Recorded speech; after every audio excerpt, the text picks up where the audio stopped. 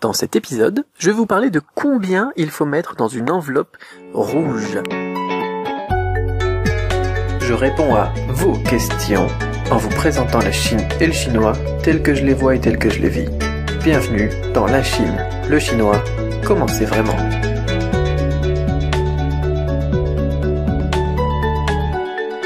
Bonjour, c'est Cédric Beau, auteur de la méthode Cramp, et bienvenue dans l'épisode 91 de la Chine, le chinois, comme c'est vraiment #LCLCCCV. Aujourd'hui, j'ai une question donc sur les fameuses enveloppes rouges. Donc, question de Ségolène qui me dit: bonjour Cédric, merci pour tous les podcasts, j'attends avec impatience. Je suis invité au mariage de ma correspondante taïwanaise, mais je me demandais combien dois-je mettre dans la fameuse enveloppe rouge.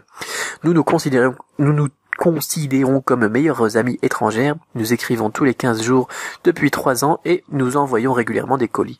J'ai peur d'en mettre trop, sachant qu'elle est beaucoup plus modeste que moi, mais je ne veux pas non plus passer pour une radine. Merci, signé Ségolène. Alors Ségolène, petite parenthèse avant de commencer, Ségolène.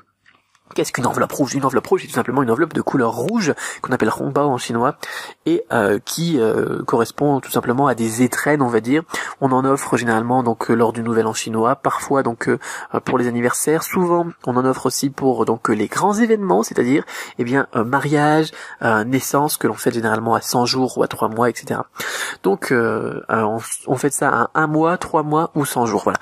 Donc on met donc de l'argent, tout simplement, des billets, dans une enveloppe rouge. Généralement, quand c'est un mariage, par exemple, ou une naissance, oui, on essaye de mettre un chiffre qui porte bonheur, surtout pour le mariage, comme 168, 188, ou 888, ou 800, 1800, 1668, etc., etc. Donc, on avait parlé des chiffres, d'ailleurs, il y a 2 épisodes. Quand c'est pour le Nouvel An chinois, là par contre on n'a pas vraiment de recommandations à propos de cela pour les chiffres. On peut mettre 100, 200, 300, 400, 500, des chiffres ronds, voilà, pas forcément des chiffres qui sonnent bien. Alors voilà, c'était la parenthèse pour expliquer ce que c'était qu'une fameuse donc enveloppe rouge. Maintenant, combien dois-tu mettre dans la fameuse enveloppe rouge, en sachant, c'est vraiment ça la problématique, que elle est plus modeste que toi. Alors, il est très courant, lorsqu'il y a mariage ou naissance, je veux dire massance ou naissage là, lorsqu'il y a un mariage ou naissance, que on donne un certain montant, et que lorsque l'autre personne, la deuxième personne, donc dans le couple d'amis, on va dire, ou dans les relations familiales, donne tout simplement un petit peu plus la fois suivante. Par exemple, je vais vous illustrer ça pour que ça soit plus clair. Par exemple, aujourd'hui, Ségolène, tu te maries, moi je suis ton pote, j'arrive à ton mariage, je te donne, 100 € dans la, dans l'enveloppe rouge, et toi, dans 2 mois je me marie, comme par exemple, et toi tu viens à mon mariage, tu vas me donner 110 €, voilà, par exemple, ou 116 ou 118, pour que ça sonne bien. Voilà. Donc c'est important de noter ça. Est-ce que toi tu es déjà marié quand elle se marie? Si toi tu es déjà marié quand elle se marie, tu peux donner plus, parce que elle aura pas de problème en étant modeste à te rendre l'appareil tout simplement lorsqu'elle reviendra. Mais il faut pas donner trop peu non plus, bien évidemment, parce que comme tu dis, toi tu es beaucoup moins modeste que elle. Tu as un niveau de vie probablement supérieur en tant qu'occidental que elle. Et donc voilà, il faut trouver un juste milieu. Alors comment ça se passe? Moi je vais vous dire à peu près les chiffres qu'on a à peu près ici, là où je suis à Guiyang, on va dire, pour illustrer, c'est vraiment typiquement chinois.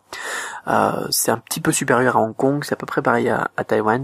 C'est-à-dire que quand on est des amis éloignés, on va dire plutôt éloignés, je sais pas, un camarade de classe de l'école primaire qu'on a invité, juste pour dire parce que de l'inviter quoi. Là il va mettre 300 à peu près dans 300 yuan dans la fameuse enveloppe rouge. 300 yuan, ça fait peut-être à peu près 35-40 €, je sais pas. Donc c'est pas énorme, je pense que les cadeaux à 30 € c'est relativement fréquent en France. Voilà.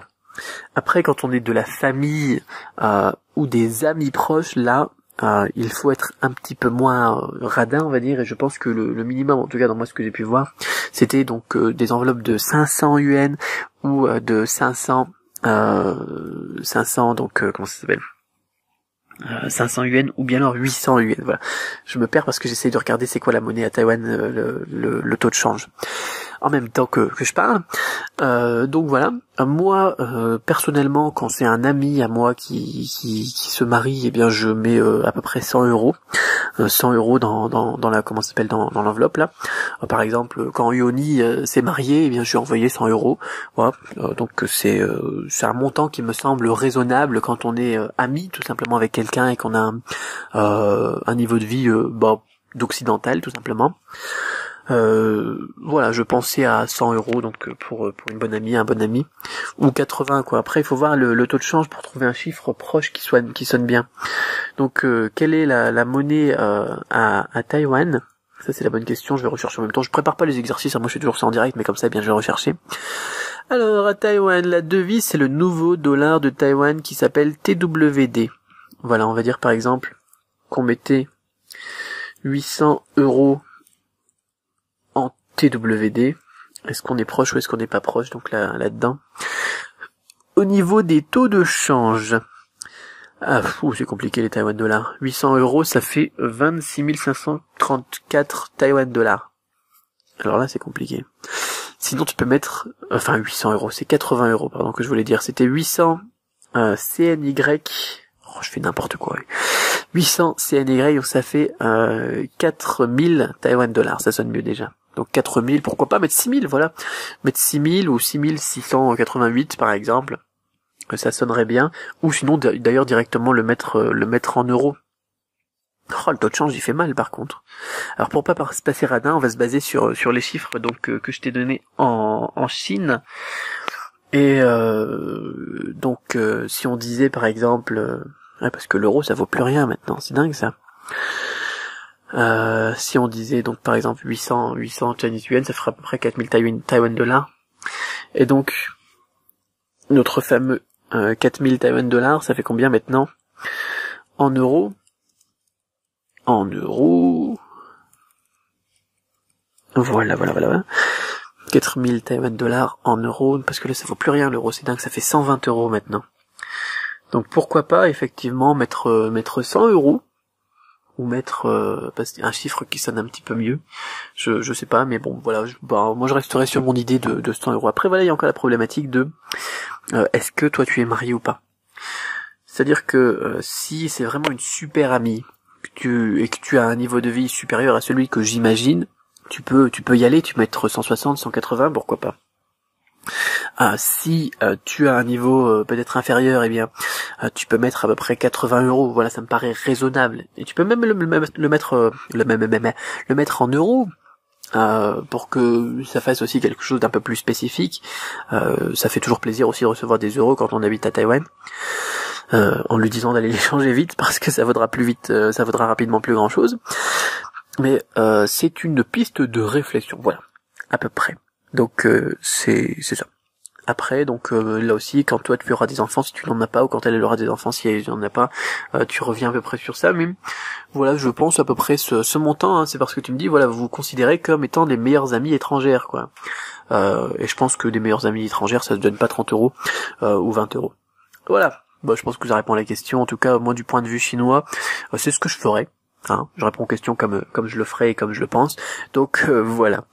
N'hésitez pas si vous aussi vous avez des questions sur toutes ces traditions du mariage, les enveloppes rouges, etc. à les poser sur du-chinois.com/question. Désolé d'avoir perdu un petit peu de temps à rechercher le taux de change là, du Taïwan, donc du nouveau dollar taïwanais.